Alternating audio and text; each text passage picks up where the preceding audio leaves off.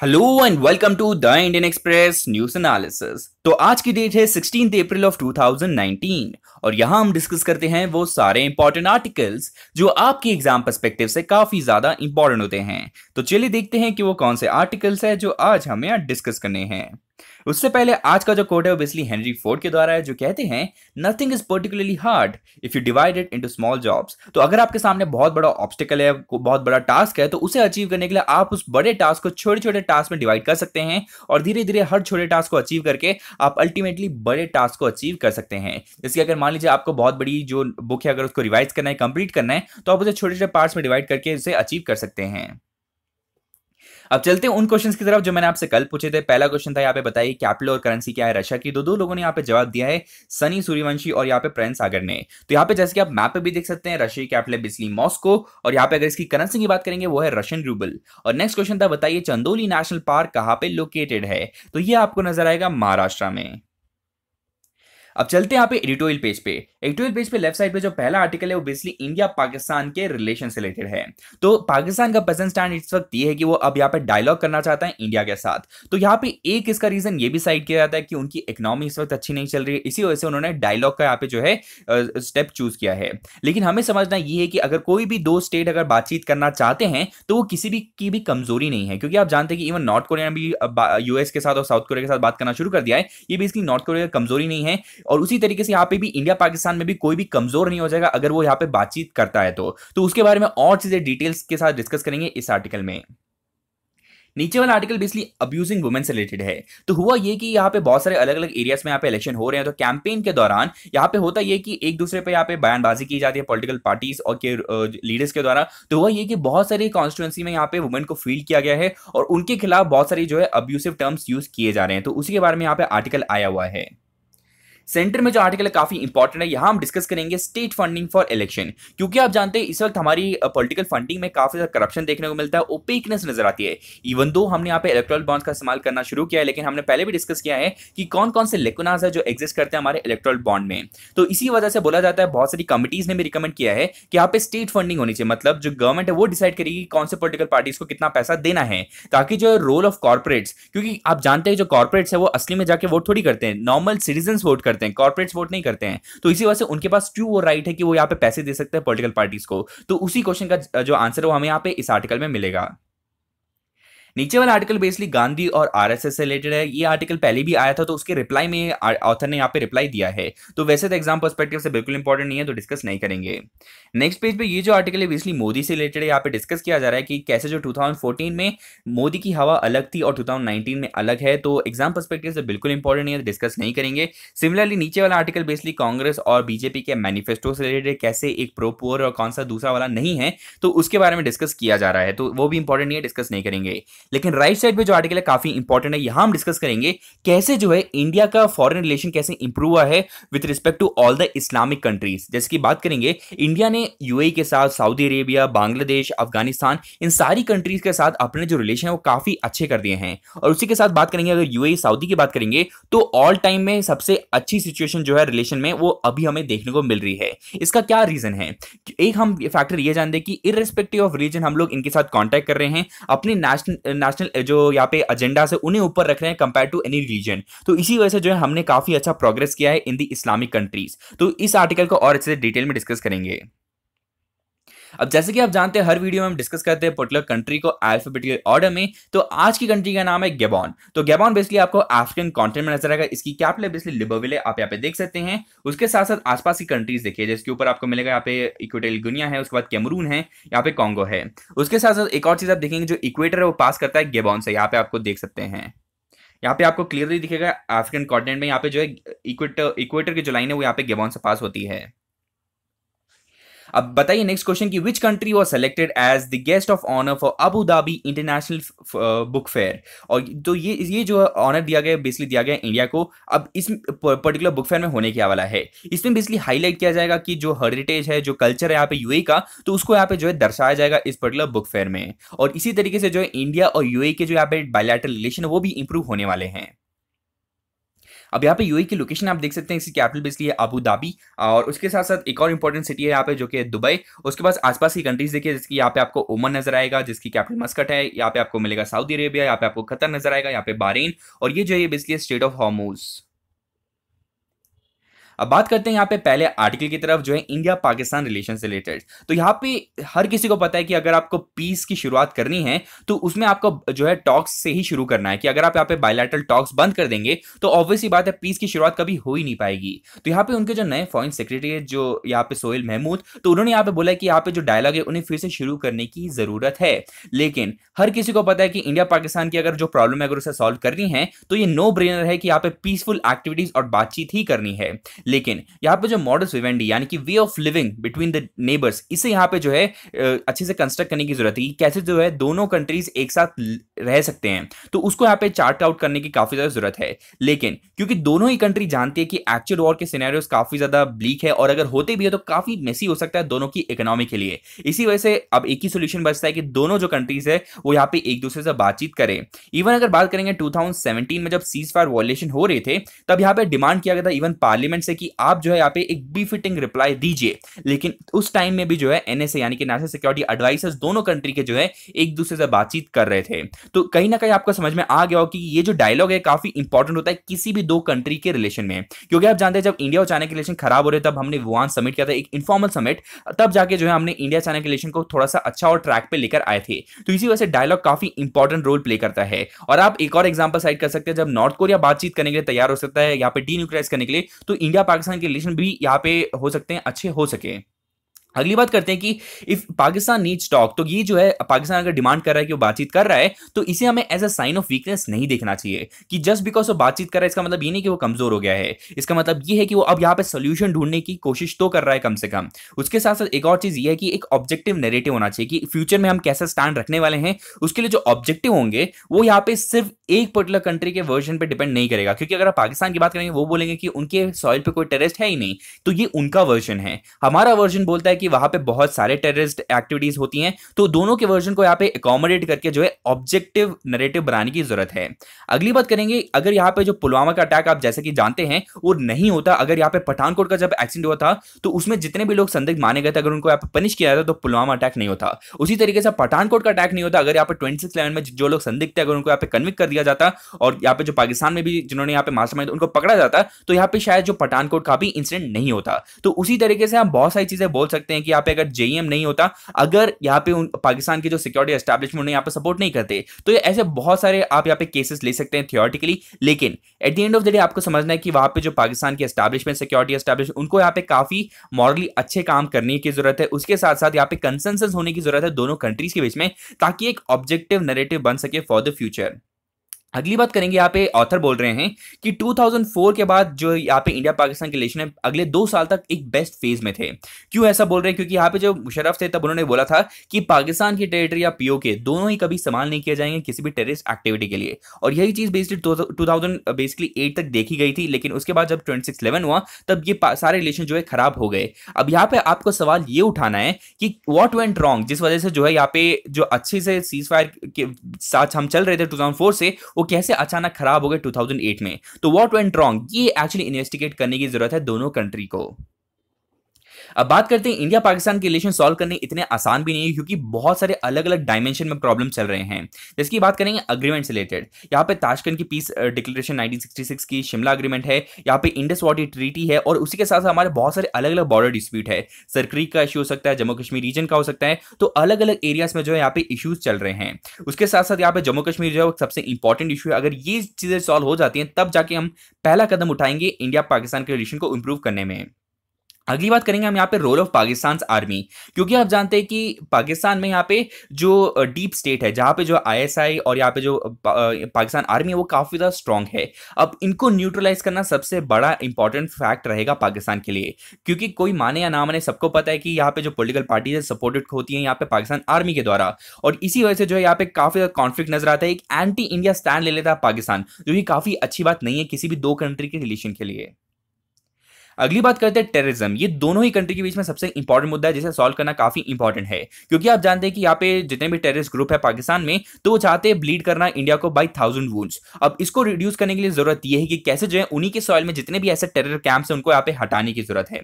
अगली बात करते हैं इंटरनेशनल सपोर्ट। इंटरनेशनल सपोर्ट में सबसे इंपॉर्टेंट बात यह है कि पाकिस्तान को सपोर्ट मिलता है चाइना के द्वारा, इवन अगर फाइनेंशियली यूएस काफी ज्यादा सपोर्ट करता है, और इवन रशिया ने रिसेंटली मिलिट्री एक्सरसाइज की है, और बहुत ज्यादा फंडिंग जो है सऊदी अरेबिया से भी आती है। तो ये जो इंटरनेशनल सपोर्ट है, अगर इसे यहाँ पे विड्रॉ कर लिया जा सकता है, क्योंकि ये जितना भी सपोर्ट जा रहा है ये सीधा सपोर्ट जा रहा है टेररिज्म एक्टिविटीज को, तो इसे रिड्यूस करना काफी इंपॉर्टेंट है। इसी के पर्सपेक्टिव में यहाँ पे एफएटीएफ यानी कि फाइनेंशियल एक्शन टास्क फोर्स काफी अच्छा काम कर रहा है, क्योंकि उन्होंने ऑलरेडी धमकी दी है कि उन्हें ब्लैकलिस्ट कर दिया जाएगा पाकिस्तान को। इसी वजह से वो थोड़े स्टेप्स ले रहे हैं इस वक्त। और यहाँ पे चाइना पाकिस्तान एक्सेस सबसे इंपॉर्टेंट एंगल है, क्योंकि आप जानते हैं कि इवन दो पाकिस्तान और चाइना के बीच में काफी ज्यादा ब्रदरहुड नजर आता है, लेकिन अगर बात करेंगे कि पाकिस्तान एक मुस्लिम कंट्री हो और चाइना में भी एक मुस्लिम माइनॉरिटी रहती है जिसका नाम है उइगर, अगर उइगर को यहाँ पे काफी ज्यादा जो है मॉनिटर किया जाता है, सर्वेलेंस किया जाता है, लेकिन कभी भी जो है पाकिस्तान ने आवाज नहीं उठाई है उइगर की यहाँ पे रिस्पेक्ट के लिए या फिर उनके डिमांड्स के लिए। तो आप देख रहे हैं कि कैसे जो है दो कंट्री के बीच में ये जो रिलीजियस मैटर या रिलीजियस ब्रदरहुड आपको नजर नहीं आएगा, जस्ट बिकॉज यहाँ पे इकोनॉमिक इंटरेस्ट बीच में आ जाते हैं।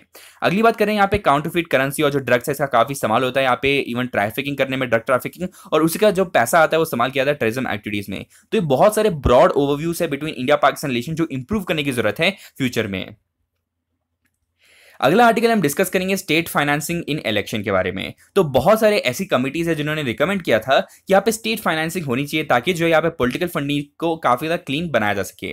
अब बात करते हैं यहाँ पे इलेक्शन कमीशन के बाद जो डेटा आया है, तो रिसेंटली यहाँ पे कुछ महीनों में इन्होंने बहुत ज्यादा कैश को सीज किया है, ड्रग्स, अल्कोहल, प्रीशियस मेटल्स को यहाँ पे इन्होंने सीज किया है, जिसका अमाउंट हो सकता है 1800 करोड़। और ये जो इलेक्शन कमिश्नर बोल रहे हैं ये सिर्फ एक आइसबर्ग है, आइसबर्ग की टिप है, और जो असली पैसा है वो इतना ज्यादा है जो अभी भी कैप्चर नहीं किया गया है।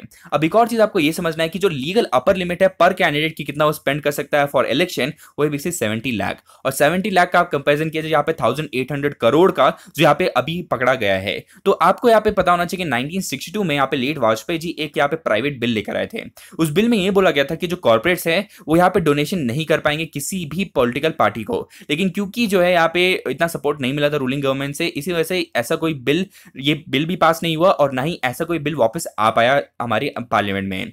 उसके साथ साथ एक और पर्टिकुलर सेक्शन है जो है section 29B of RPI act of 1951, जिसमें यह बोला गया है हर पॉलिटिकल पार्टी फ्री है यहाँ पे फंड लेने के लिए किसी भी सिटीजन से, लेकिन जो है किसी भी फॉरेन सोर्स से वो पैसा नहीं ले सकता है। इस पर्टिकुलर स्टेटमेंट से आपको दो चीजें पता चलती है। एक पहली चीज जो आपको समझ में आती है वो ये है कि जो पैसा है वो डिस्टर्ब कर सकता है पॉलिटिकल एजेंडास को, और दूसरा जो इन्फ्लुएंस है वो आप ये गेन कर सकते हैं कि जब भी फॉरेन सोर्स से अगर पैसा आता है तो वो डाइल्यूट कर सकता है हमारे इलेक्टोरल इंटीग्रिटी को। तो ये दो इंपॉर्टेंट इन्फ्लुएंसेस आप गेन कर सकते हैं अगर कभी भी फॉरेन एरिया से जो है आपको अगर पैसे मिलते हैं तो। अब बात करते हैं नया जो यहाँ पे हमारे पास इसका सोल्यूशन है वो ये है इलेक्टोरल बॉन्ड। लेकिन इलेक्टोरल बॉन्ड में जो एनोनिमिटी ऑफ डोनर की बात करते हैं वो इतना एनोनिमस है नहीं, क्योंकि वो सिर्फ ऑन पेपर एनोनिमस है। बाकी इसको जो रेगुलेट करता है एसबीआई और जो आरबीआई है तो उनके पास सारी इन्फॉर्मेशन अवेलेबल होती है और इसको जो हरास करने के लिए इस्तेमाल किया जा सकता है प्रेजेंट गवर्नमेंट के द्वारा। इवन अगर इलेक्टोरल बॉन्ड की बात कर ही रहे तो अगर डेटा के हिसाब से पास्ट 5 मंथ्स में ऑलमोस्ट 2722 करोड़ जो है सिर्फ रूलिंग गवर्नमेंट को दिया गया है। और यहाँ पे इवन हम एक्सप्लेन पेज पे समझेंगे कि कांग्रेस गवर्नमेंट और बाकी गवर्नमेंट को इतना पैसा नहीं आया इलेक्टोरल बॉन्ड से जितना रूलिंग गवर्नमेंट को आया है। अगली बात करेंगे जो कॉर्पोरेट्स है जो पैसा देता है, अगर बात करते हैं यहाँ पे अंबानी, अडानी, इतने सारे लोग जो है पैसे देते हैं पॉलिटिकल पार्टीज में, तो वो क्यों पैसे दे रहे हैं? क्योंकि आपको समझना है कि इनको जो है इकोनॉमिक इंटरेस्ट होते हैं कि जब भी अगर उनकी पॉलिटिकल पार्टी अगर पावर में आ जाती है तो वो जितने भी रेगुलेशन करेगी वो उनके फायदे में होने वाली है, तो इसको हटाने की सबसे पहली जरूरत है। इसी वजह से यहाँ पे इस आर्टिकल में बताया जा रहा है क्योंकि कॉर्पोरेट्स वोटर्स नहीं है, क्योंकि असली वोटर्स तो इंडिविजुअल सिटीजन होता है। एक कॉर्पोरेट थोड़ी, आपको पता है ना, अंबानी जाके थोड़ी, अंबानी पूरा एज ए इंस्टीट्यूट थोड़ी जाके वोट करता है, Ambani as a person vote करता है ना। तो यहाँ पे इंडिविजुअल सिटीजंस जो यहाँ पे वोट कर सकते हैं, सिर्फ उन्हीं के पास राइट होना चाहिए कि यहाँ पे डोनेट करें, ना कि कॉर्पोरेट्स के पास। और इसी वजह से जो ब्राजील ने जो कॉर्पोरेट जो यहाँ पे फंडिंग है उसे कंप्लीटली बैन ही कर दिया है। उसी तरीके से यहाँ पे एक सजेशन ये है कि यहाँ पे नेशनल इलेक्शन फंड होना चाहिए। अब इसे मेंटेन करने की रिस्पॉन्सिबिलिटी बेसिकली इलेक्शन कमीशन के पास होगी। इसमें दो तरीके से पैसे आ सकते हैं, एक पैसा हो सकता है जो सेस के द्वारा आ सकता है, और दूसरा ये होता है कि जितने भी इंडिविजुअल वोटर है जो केपेबल है और यहाँ पे एलिजिबल है वोट करने के लिए, वो सीधा पॉलिटिकल पार्टीज को पैसे दे सकते हैं। इस तरीके से जो है स्टेट फंडिंग करवाई जा सकती है, ये एक पॉलिटिकल सोल्यूशन दिया गया है। अब बात करते हैं यहाँ पे स्टेट फंडिंग की एक बेसिक डेफिनेशन होती क्या है, क्योंकि हम स्टेट फंडिंग के बारे में डिस्कस कर ही रहे हैं। तो इसका बेसिक मतलब यही होता है कि जो गवर्नमेंट है ये खुद ही फंड करेगा सारे पॉलिटिकल पार्टीज और कैंडिडेट्स को जो कंटेस्ट करना चाहते हैं इलेक्शन को। और इसका मेन मैंडेट यही है कि कैसे जो है हम यहाँ पे पॉलिटिकल अरीना को क्लीन रख सकते हैं। अब इसके संदर्भ में बहुत सारी कमिटीज है, आप इनके एग्जाम्पल साइट कर सकते हैं अगर आप इसके बारे में आंसर लिख रहे हैं तो। सबसे इंपॉर्टेंट कमिटी यहाँ पे Indrajit Gupta committee on state funding. तो इसमें यह बताया गया था कि इस वक्त हमारी इकोनॉमिक सिचुएशन इतनी अच्छी नहीं है, ऐसा 2001 की यहाँ पे रिपोर्ट में बताया गया था।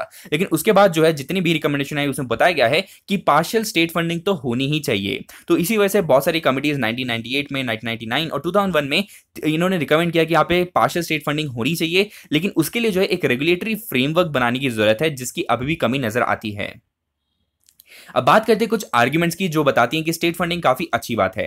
पहला तो ये कि जितना भी इलेक्टोरल कैंपेन होता है उसमें जो खर्चा आता है तो उसको यहाँ पे बॉन्ड करने में जो पैसे की जरूरत होती है वो बेसिक स्टेट फंडिंग से आ जाएगी, काफी अच्छी बात है। इससे जो है करप्शन जो इन्वॉल्व है वो भी रिड्यूस हो जाएगा, ट्रांसपेरेंसी बढ़ जाएगी पॉलिटिकल पार्टीज की फंडिंग में। लेकिन एक और आप बात समझेंगे कि यहाँ पे जो स्केर्स रिसोर्सेज आप देख रहे हैं कि बहुत सारे जो यहाँ पे कंटेस्ट करने लोग आते हैं वो इतने अमीर नहीं होते हैं। इसी वजह से प्रॉब्लम हो सकता है डिस्पैरिटी हो जाएगी कि इकोनॉमिक डिस्पैरिटी टर्न हो जाएगी पॉलिटिकल डिस्पैरिटी में। जो लोग अमीर है वही लोगों का रिप्रेजेंटेशन काफी ज्यादा बढ़ जाएगा क्योंकि वो लोग ज्यादा पैसे इन्वेस्ट कर सकते हैं। तो डिस्पैरिटी को भी रिड्यूस कर सकते हैं अगर हम यहाँ पे स्टेट फंडिंग लेकर आते हैं तो। लेकिन यहाँ पे दो आर्ग्यूमेंट्स है जो आप यहाँ पे लिख सकते हैं अगेंस्ट स्टेट फंडिंग। पहला आर्ग्यूमेंट ये है कि ऐसी कंट्री जिसके पास यहाँ पे फिस्कल डिफिसिट इतना बढ़ता जा रहा है, हमारे पास यहाँ पे एसेंशियल चीजों में खर्च करने के लिए पैसे नहीं है, जैसे हेल्थ केयर में इन्वेस्ट करने के लिए हमारे पास पैसे नहीं है। और ऐसी सिचुएशन में अगर यहाँ पे गवर्नमेंट पॉलिटिकल पार्टीज को यहाँ पे इलेक्शन लड़ने के लिए पैसे दे रहे हैं तो यहाँ पे एक क्वेश्चन उठ जाता है कि कौन सी चीज एसेंशियल है, यहाँ पे इलेक्शन में यहाँ पे पैसे देने जरूरी है या फिर हेल्थ केयर में इन्वेस्ट करना जरूरी है। तो ये एक बहुत ही बड़ा जो है बोन ऑफ कंटेंशन यहाँ पे आ जाता है। अगली बात करेंगे यहाँ पे जितने भी सोशल सेक्टर है, जैसे कि मान लीजिए हेल्थ का हो सकता है, एजुकेशन का हो सकता है, तो उसमें ना इन्वेस्ट करके यहाँ पे इन्वेस्ट करना एक रिवोल्टिंग कॉन्फ्लिक्ट हो जाता है गवर्नमेंट के हाथ में। अगला आर्टिकल हम डिस्कस करेंगे एम्ब्रेसिंग द इस्लामिक वर्ल्ड। तो जैसे कि आप जानते हैं कि 2014 से ही यहाँ पे इंडिया और सारे मिडिल ईस्ट कंट्रीज और जितने भी इस्लामिक नेशंस है उनके रिलेशन काफी अच्छे हो चुके हैं। उसी के साथ साथ हमने यहाँ पे इवन द हिंदू के एक आर्टिकल में डिस्कस किया दिसंबर के महीने में पैन इस्लामिज्म के बारे में, जहां पे आप देखते हैं कि इवन अगर रोहिंग्या में अगर कोई भी प्रॉब्लम होती है तो टर्की और इवन मिडिल ईस्ट में बहुत सारे लोग यहाँ पे आवाज उठाते हैं कि यहाँ पे जो है ऐसी एट्रोसिटीज नहीं होनी चाहिए। तो उसी तरीके से यहाँ पे रिलीजियस बॉन्ड आप देख सकते हैं एक दूसरे की कंट्रीज के बीच में। लेकिन इंडिया की अगर बात करेंगे, हम लोग बेसिकली मुस्लिम नेशन नहीं है, लेकिन उसके बावजूद हमने यहाँ पे इस्लामिक नेशन के साथ रिलेशन काफी अच्छी तरीके से बढ़ाए हैं। इसका एक रीजन ये है कि हम लोग यहाँ पे रिलीजन को एज अ मैटर नहीं कंसिडर करते हैं। हम लोग देखते हैं कि नेशनल वाइज दोनों कंट्री कैसे डेवलप कर सकती हैं। अगली बात करते हैं कि यहाँ पे जो नरेंद्र मोदी जी विजिट करने वाले यूएई को इस वीकेंड में, लेकिन उसी के साथ साथ इनको यहाँ पे जायद मेडल भी दिया गया है। अब बात करते हैं कि कैसे जो हमने यहाँ पे ट्रांसफॉर्म किया है यहाँ पे मिडिल ईस्ट और इंडिया के रिलेशन को।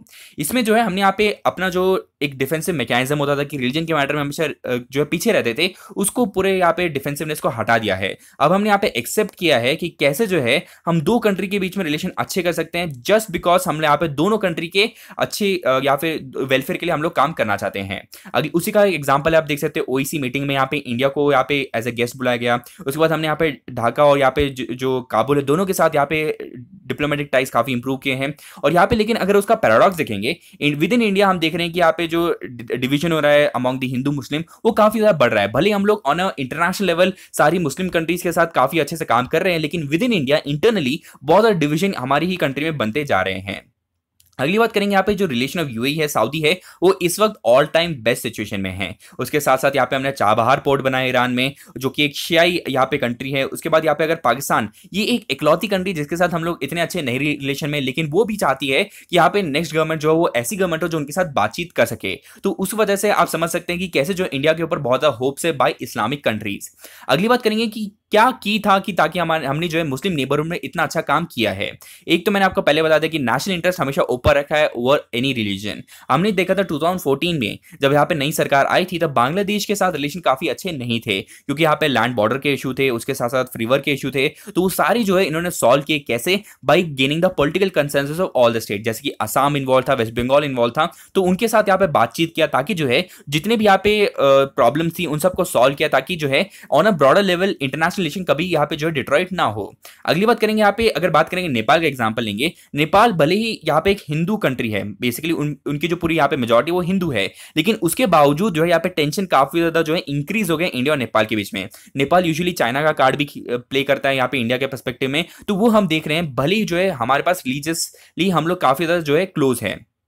अगला एक आप एग्जांपल दिया जा रहा है कि यहाँ पे जो है हमेशा देखा जाता है कि स्ट्रैटेजिक और इकोनॉमिक बेनिफिट जो है वो किसी भी दूसरी चीज से काफी इंपॉर्टेंट हो जाता है इंटरनेशनल रिलेशन में। और ये आप जानते हैं कि इंटरनेशनल रिलेशन में कोई भी परमानेंट फ्रेंड नहीं होता और ना ही कोई परमानेंट एनिमी होता है। ऑल पीपल सी इज कि यहाँ पे इकोनॉमिक बेनिफिट क्या होने वाला है। तो वही चीज हम यहाँ पे डेली लाइफ में भी देखते हैं और सेम एग्जाम्पल यहाँ पे साइड करते हुए बोला जा रहा है कि जैसे हमने यहाँ पे इस्लामिक कंट्रीज में धीरे धीरे करके हमने जो अपना प्रोमिनेंस वो बढ़ा है, उसी तरीके से हम यूएस और इजराइल दोनों के साथ हम यहाँ पे रिलेशन इंप्रूव करने की कोशिश कर रहे हैं। और यहाँ पे हमको समझना है कि जब भी फॉरेन पॉलिसी की बात करते हैं तो हम कलर ऑफ आइडियोलॉजी नहीं देखते हैं, हम देखते हैं कि कैसे जो है लॉन्ग टर्म में इस एंगेजमेंट में फायदा होने वाला है।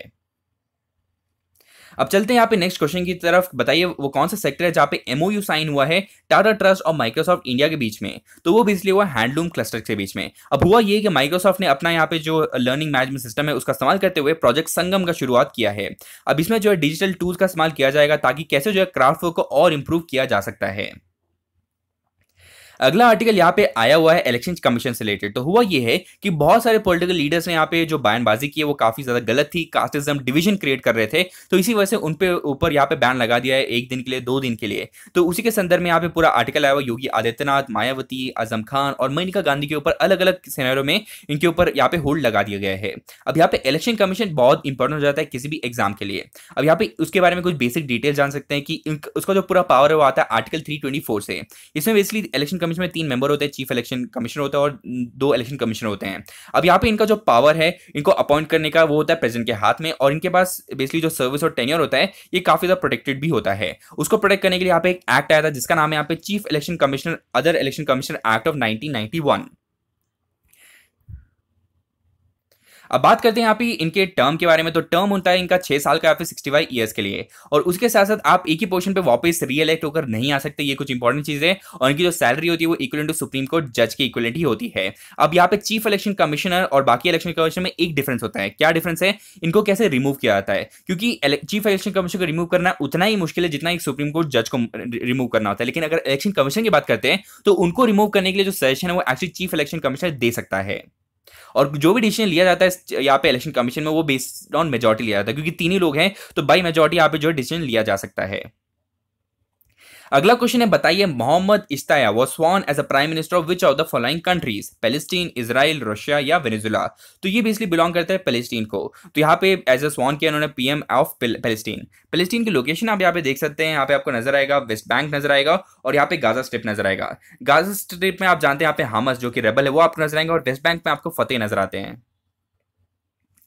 अब यहाँ पे जो नेक्स्ट आर्टिकल आया ये बेसिकली बता रहे हैं त्रिपुरा एक बेसिकली लोकेशन तमिलनाडु में। तो इसे बेसिकली मैन्युफैक्चरिंग हब माना जाता है when it comes to nightwear. Basically जितना भी यहाँ पे अगर मान लीजिए शर्ट्स ये सारी जो बनती हैं तो वो काफी ज्यादा मात्रा में बनती है, लेकिन इनको भी काफी ज्यादा प्रॉब्लम फेस करनी पड़ रही है क्योंकि यहाँ पे जॉब्स काफी कम है। राइजिंग जो जीएसटी और जो स्टैंड ऑफ लिविंग है वो काफी ज्यादा जो है कम हो गया है। तो इसी वजह से काफी ज्यादा चैलेंजेस आपको नजर आ रहे हैं इवन त्रिपुरा में।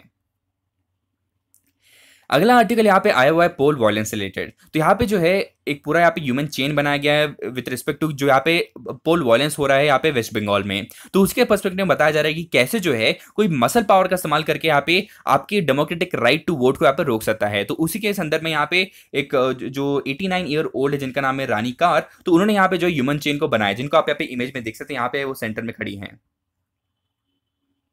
यहाँ पे। अगला क्वेश्चन है, बताइए name the world's largest airplane that made its first flight in California. तो इस पर्टिकुलर प्लेन ये जो हमने कल डिस्कस किया था इसका नाम है बेसिकली रॉक।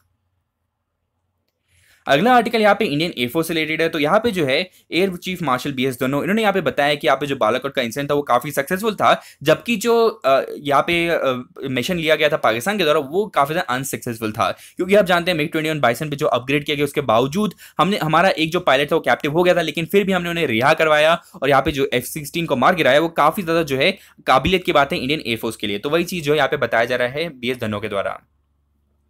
अगला क्वेश्चन है, बताइए Meena Kumari Maisnam belongs to which of the following sport. तो ये ऐसे क्वेश्चन बेसिकली सीडीएस और सीएपीएफ में काफी ज्यादा कॉमन है। तो ये बेसिकली बिलोंग करती है बॉक्सिंग को। और जो रिसेंटली बॉक्सिंग का जो वर्ल्ड कप था ये हुआ था बेसिकली जर्मनी में, जिस पर्टिकुलर सिटी का नाम है बेसिकली कोलग्ने। अगला आर्टिकल यहाँ पे आया हुआ है कि ये सुप्रीम कोर्ट ने इलेक्शन कमीशन को ये बोला है कि जो पीएम मोदी के जो बायोपिक है उसको एक बार फिर से रिव्यू किया जाए। क्यों? क्योंकि जो भी डिसीजन लिए गए हैं वो बेसिकली सिर्फ ट्रेलर को देख के यहाँ पे डिसाइड किया गया है। तो इसी वजह से सुप्रीम कोर्ट ने बोला एक बार आप देखिए पूरी मूवी और डिसाइड कीजिए कि बेसिकली उस पर रोकना है या नहीं रोकना है। उसी तरीके से और दो बायोपिक है, एक यहाँ पे लक्ष्मी एनटीआर के ऊपर है और एक और जो है यहाँ पे चीफ मिनिस्टर के चंद्रशेखर राव के ऊपर भी एक मूवी बनाई गई है। तो इन सब बायोपिक पे जो है होल्ड लगा दिया गया है। और एक और सवाल ये उठता है कि जब यहाँ पे central board of film certification ने इन सारी मूवीज को अगर हामी दे दी है तो क्या उन्होंने मॉडल कोड ऑफ कंडक्ट के बारे में सोचा नहीं जब उन्होंने यहाँ पे हामी भरी? तो ये एक सवाल उठाया जाता है, क्या ये दोनों के बीच में कंसेंसस या फिर एक अलाइनमेंट होनी चाहिए? तो ऐसा सवाल पूछा जा रहा है इस आर्टिकल में। अगला क्वेश्चन है, बताइए Indian army celebrates the year 2019 as year of revolution, year of rebellion, year of next of kin, year of martyrs. तो इंडियन आर्मी ने बेसिकली 2019 को कंसिडर किया as a year of next of kin. अगला article यहाँ पे world news में बात करेंगे। यहाँ पे पेरिस में बेसिकली यहाँ पे जो नॉटे डैम कैथेड्रल है वहां पे आग लग गई है। उसके बाद जो लेफ्ट साइड पे आर्टिकल यहाँ पे देखने को मिला है कि ट्रंप के इलेक्शन कैंपेन ने बहुत ज्यादा पैसे रेस किए हैं। लेकिन ट्रंप से रिलेटेड एक और आर्टिकल ये है कि म्यूलर की एक रिपोर्ट थी जहां पे पता लगाना था कि यहाँ पे रशिया और यूएस के जो प्रेसिडेंट है डोनाल्ड ट्रंप, क्या उनके बीच में मेडलिंग हुई है फॉर दी इलेक्शन। तो उसमें जो यहाँ पे कोई भी डायरेक्ट एविडेंस नहीं मिला डोनाल्ड ट्रंप के, लेकिन उनके बहुत सारे जो एड्स थे तो उनके बारे में बहुत ज्यादा कंप्लेन मिली है। तो उसी के बारे में जो रिपोर्ट है वो रिलीज होने वाली है।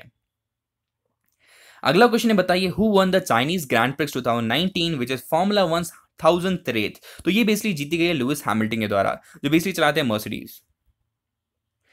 अब यहाँ पे वर्ल्ड न्यूज में नेक्स्ट आर्टिकल यहाँ पे जो आया है ये बेसिकली कॉपीराइट से रिलेटेड है। यहाँ पे बताया जा रहा है कि गूगल और फेसबुक जो है आर्टिस्टिक जो यहाँ पे उनके काम होते हैं तो उसको जो कॉपीराइट उसे प्रोटेक्ट करने की रिस्पॉन्सिबिलिटी जो है ईयू ने दिया है गूगल और फेसबुक को। उसके बाद जो राइट साइड पे आर्टिकल है बेसिकली उइगर से रिलेटेड है, जो मैंने आपको एडिटोरियल पेज में बताया था कि उइगर के ऊपर जो है आर्टिफिशियल इंटेलिजेंस का इस्तेमाल करके सर्वेलेंस किया जा रहा है। मतलब उनका फेस रिकॉग्निशन किया जाएगा ये पता लगाने के लिए कि कितने लोग उस एरिया से अंदर जा रहे हैं बाहर जा रहे हैं। तो कहीं ना कहीं उइगर कम्युनिटी जो यहाँ पे चाइना में जो मुस्लिम माइनॉरिटी है उन पर काफी ज्यादा सर्वेलेंस किया जाता है।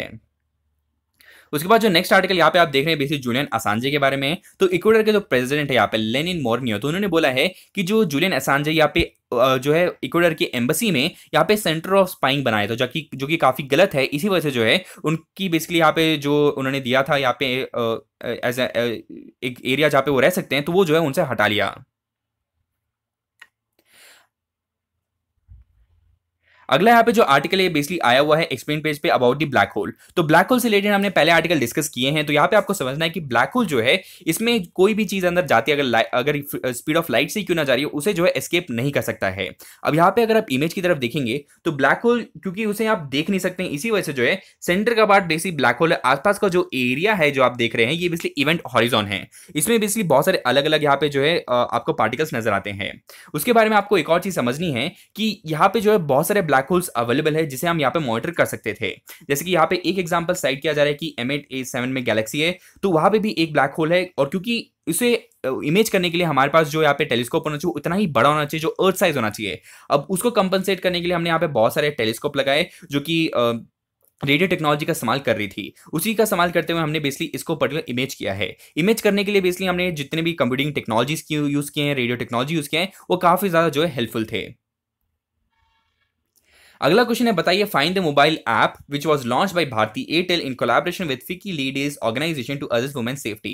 तो इस पर्टिकुलर ऐप का नाम था माई सर्कल। अब इसमें बेसिकली आप SOS सेंड कर सकते हैं अपने सारे जो फैमिली मेंबर्स को अगर कभी भी आप कोई प्रॉब्लम में आ जाते हैं तो। अगला आर्टिकल यहाँ पे लेफ्ट साइड पे जो है ये बेसिकली IMD से रिलेटेड है। तो यहाँ पे जो IMD उन्होंने जो रिसेंटली डेटा रिलीज किया है तो उसमें ये बताया कि ये जो एलिनो का इफेक्ट होने वाला है उसके बाद जो है जो यहाँ पे रेनफॉल होने वाली है कैसे होने वाली है। तो उसमें एक इंपॉर्टेंट टर्म होता है लॉन्ग पीरियड एवरेज। अब ये एक पर्टिकुलर पीरियड में कितनी बारिश होती है तो उसके हिसाब से यहाँ पे डिसाइड किया जाता है। अब यहाँ पे उसके हिसाब से कैटेगराइज किया जाता है कि नॉर्मल और नियर नॉर्मल क्या होता है, बिलो नॉर्मल क्या होता है, एक्सेसिव रेनफॉल क्या होता है।